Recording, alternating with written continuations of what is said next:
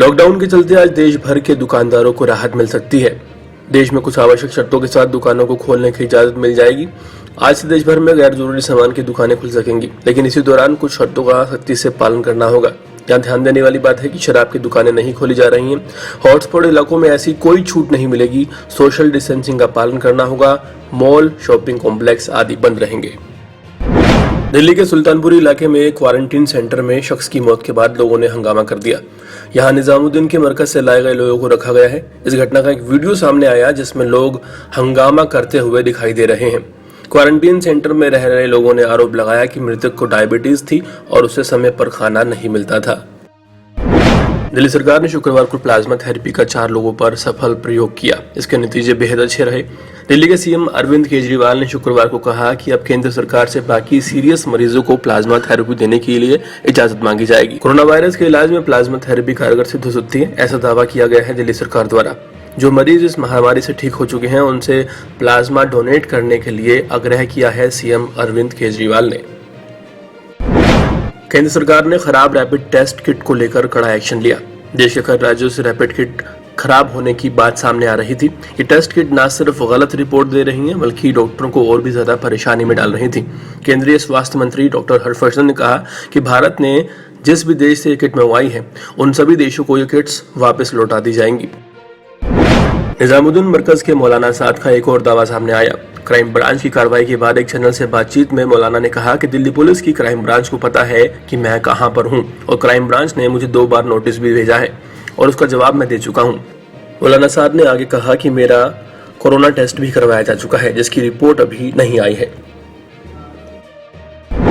South Delhi के बाबू जगजीवन राम अस्पताल से एक बुरी खबर सामने आई।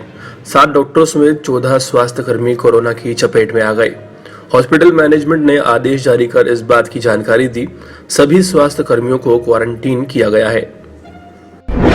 अमेरिकी अधिकारियों ने सनलाइट यानी कि सूरज की किरणों से कोरोना वायरस को कमजोर करने का दावा किया है।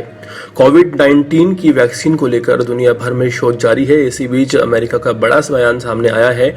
शोध में जानकारी मिली है कि सूरज की किरणों से दूर किया जा सकता है कोरोना वायरस को। वो उसे कमजोर बना देता है और इस पर अब अमेरिका ने मोहर लगा दी है। सुप्रीम कोर्ट ऑफ इंडिया ने आरक्षण को लेकर चिंता जाहिर करते हुए कहा कि आरक्षण का लाभ उन सभी लोगों को नहीं मिलना चाहिए जो 70 वर्षों से आरक्षण का लाभ लेकर अमीरों की श्रेणी में आ चुके हैं। सुप्रीम कोर्ट ने कहा कि वर्षों से आरक्षण का लाभ सभी मायनों में अनुसूचित जाति या अनुसूचित जनजाति वर्ग के जरूरतमंद लोगों तक पहुंचा पाना था, लेकिन ऐसा नहीं हो रहा है। कोर्ट ने आगे कहा कि सरकार को अनुसूचित जाति और अनुसूचित जनजाति को फिर से बनाना चाहिए जिससे जरूरतमंदों तक लाभ पहुंच सके। चांद को देखकर रमजान की शुरुआत हो चुकी है। देश भर में 25 अप्रैल से रमजान का पहला रोजा रखा जा सकता है। इस खास मौके पर बॉलीवुड सितारों ने अपने फैंस को रमजान की मुबारकबाद दी। इनमें अमिताभ बच्चन, अनुपम खेर और सोनम कपूर बॉलीवुड जगत के कई बड़े बड़े सितारे शामिल हैं जिन्होंने अपने फैंस को रमजान की मुबारकबाद। भारत के पूर्व सलामी बल्लेबाज और बीजेपी से दिल्ली में सांसद गौतम गंभीर ने अपनी घरेलू सहायिका का अंतिम संस्कार खुद किया है। कोरोना वायरस महामारी और लॉकडाउन के चलते उनके घर काम करने वाली सहायिका सरस्वती पात्रा का अचानक निधन हो गया और उनका पार्थिव शरीर ओडिशा नहीं पहुंचाया जा सकता था। ऐसे में भाजपा के लोकसभा सांसद गौतम गंभीर ने खुद उनका अंतिम संस्कार किया और ट्विटर पर जानकारी दी और अपने घर में काम करने वाली सरस्वती पात्रा को श्रद्धांजलि दी। इसी तरह की ताज़ा तरीन खबरों से जुड़े रहने के लिए हमारे चैनल को सब्सक्राइब करना बिल्कुल ना भूलें ताकि आप तक पहुंचता रहे हमारा हर लेटेस्ट अपडेट।